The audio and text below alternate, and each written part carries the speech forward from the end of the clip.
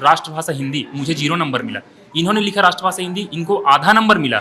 आपने भी राष्ट्रभाषा हिंदी लिखा, आपको 1 नंबर मिला। सर ये पीछे हटने का एक कारण ये है कि सरकार के द्वारा नोटिस दे दिया जाता है। अगर हम चेहरा देंगे ना तो सरकार के द्वारा नोटिस है कि आप लोग इस भर्ती के लिए काबिल नहीं हो। लेकिन कोई सुनवाई नहीं हो रही है। एक्चुअली में होता क्या है कि या तो एसआई का हम लोग कर रहे थे, रायपुर गए वहाँ डंडा खा के आए, पीएससी का कर रहे थे, पीएससी में डंडा खा के आए। कुल मिला के डंडा मिल रहा है और सरकार भी चली गई है, अब सरकार भी जाने वाली भी है पूरी।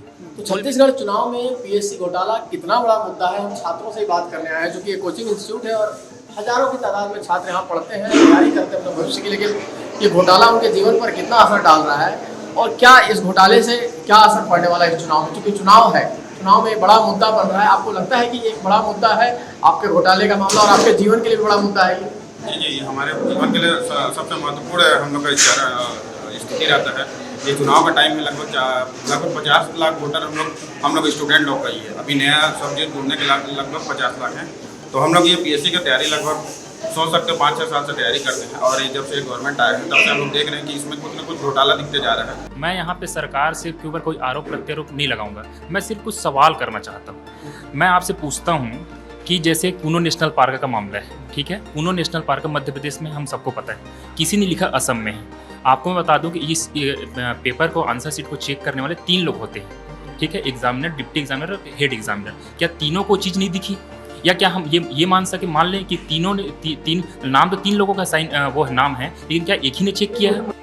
कांग्रेस की राष्ट्रीय प्रवक्ता सुप्रिया सनेत इस वक्त हमारे साथ हैं। सुप्रिया जी, कल रमन सिंह जी से हमने बात की, उनका सवाल था कि जो आपने किसान कर्ज माफ़ी की बात की है भूपेश बघेल साहब ने, वो पूरी तरह से गलत है, क्योंकि 5 साल में इसका मतलब उन्होंने किसानों के लिए कुछ किया ही नहीं। दूसरा सवाल उन्होंने पीएससी घोटाले को लेकर उठाया। उन्होंने कहा कि मामला कोर्ट में है, कांग्रेस सरकार ने गड़बड़ी की है और कहीं ना कहीं कोर्ट से भी उनको फटकार पड़ रही है। पीएससी घोटाला बड़ा मुद्दा बीजेपी बनाई हुई है, नौजवानों के लिहाज से, रोजगार के लिहाज से, इस पर क्या कहेंगे? लेकिन छत्तीसगढ़ का नौजवान जो है वो तो मुस्तैदी से कांग्रेस के साथ खड़ा है। छत्तीसगढ़ का जो नौजवान है वो अपना भविष्य कांग्रेस पार्टी में देखता है। वो ये जानता है कि हम जो कहते हैं वो करके दिखाते हैं, चाहे वो बेरोजगारी भत्ता हो, चाहे वो अन्य चीजें हो। मुझे ऐसा लगता है कि दूध का दूध और पानी का पानी हो जाएगा। जो चीज कोर्ट में लंबित है उसमें मैं बहुत टिप्पणी नहीं करना चाहती हूँ। तो छत्तीसगढ़ चुनाव में पीएससी एक बड़ा मुद्दा है। पीएससी घोटाले की मांग, जांच की मांग लगातार चल रही है। सरकार से मांग लोग कर रहे हैं। नौजवान, चूंकि लाखों बच्चों का जीवन जो है कहीं ना कहीं फंसा हुआ है इस मामले में, और इस वक्त हम हैं बिलासपुर में।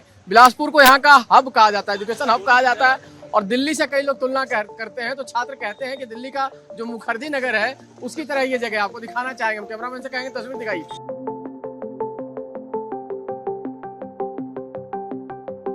क्या आपको लगता है कि बच्चों को डर बहुत है बोलने में?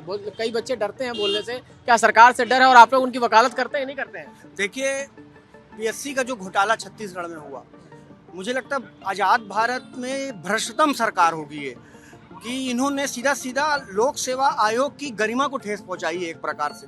छत्तीसगढ़ में हमारे विद्यार्थी जो बच्चे हैं, ये बिलासपुर एक उनका एजुकेशन हब हुआ करता है। दूर दूर से बच्चे यहाँ पढ़ने आते हैं और यहाँ का एजुकेशन सिस्टम जो है, जो यहाँ की कोचिंग व्यवस्थाएं बहुत अच्छी है। लेकिन जिस प्रकार से इस सरकार के रहते लोक सेवा आयोग में जिस प्रकार का भ्रष्टाचार हुआ, हाई कोर्ट तक बात गई, हाई कोर्ट ने इस बात का संज्ञान लिया, उसकी जांच की, तो ये पाया गया अगर किसी मामले में जब कोर्ट इंटरफेयर करती है तो इसका सीधा सीधा अर्थ ये होता है कि कहीं ना कहीं भ्रष्टाचार की बू पूरी नियुक्ति में आ रही थी। और जिस प्रकार से चेयरमैन के बच्चों का, नेताओं के बच्चों का, अधिकारियों के बच्चों का चयन हुआ, तो हमारे जो गरीब बच्चे हैं, जो जिनके माता पिता खेती रोजी किसानी करके अपने बच्चों को अधिकारी बनाना चाहते हैं, पीएससी के माध्यम से उनका जीवन संवारना चाहते हैं, उनके साथ पूरी तरह से छल हुआ है। आप इस मामले के वकील हैं, बच्चों के मामले को लेकर आपने आगे बढ़ाया है, केस भी लड़ा है। ये मुद्दा चुनाव में बहुत बड़ा मुद्दा होता जा रहा है।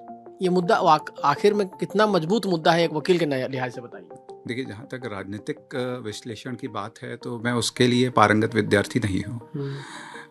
विधिक रूप से अगर हम बात करें तो बहुत गंभीर विषय है, और ख़ास तौर पे छत्तीसगढ़ एक नवीन राज्य है।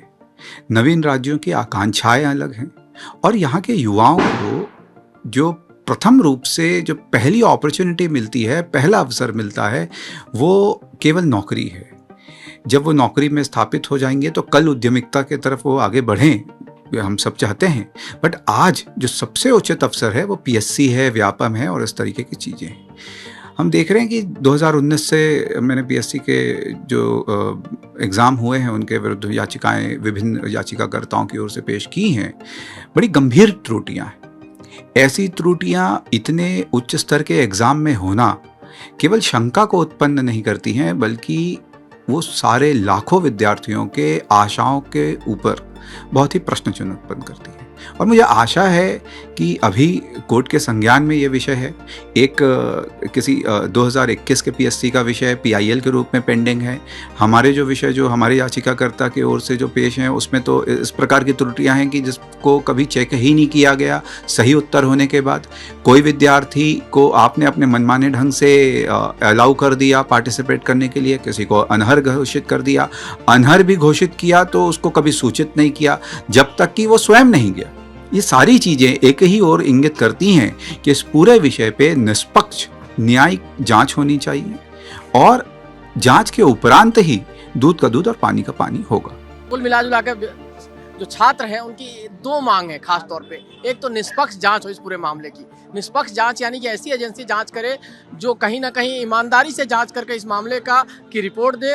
और दूसरी बड़ी मांग ये दिख रही है कि जो एग्जामिनर जिसने गलती की है, गजब गजब का रिजल्ट है, एक ही सवाल का 2 जवाब है, जो गलत जवाब है उसको ज़्यादा मार्क्स है, जो सही जवाब है उसको कम मार्क्स है, तरह तरह के भेदभाव किए गए। तो जो एग्जामिनर्स हैं उनके खिलाफ सख्त कार्रवाई हो जांच के बाद। तो कहीं ये मुद्दा बहुत बड़ा मुद्दा है और मुद्दा सिर्फ चुनावी मुद्दा नहीं है, जीवन का मुद्दा है। देखिए जो छात्र सफल होते हैं इनमें से जो रह गए कुछ मार्क्स से, कुछ गलतियों से, जो एग्जामिनर गलती से, तो हो सकता था किसी बड़े पद पे आज होते, लेकिन उनके जीवन के साथ खिलवाड़ हुआ है। तो चुनाव में ये मुद्दा बड़ा मुद्दा है। बीजेपी भले ही इस मुद्दे को उठा रही है, लेकिन छात्रों के लिए ये बड़ा मुद्दा है। और जो भी हो, सरकार जिसकी भी आए, कम से कम इस बात का ख्याल रखे कि एक निष्पक्ष जांच हो और जो एग्जामिनर है उनके खिलाफ सख्त कार्रवाई हो।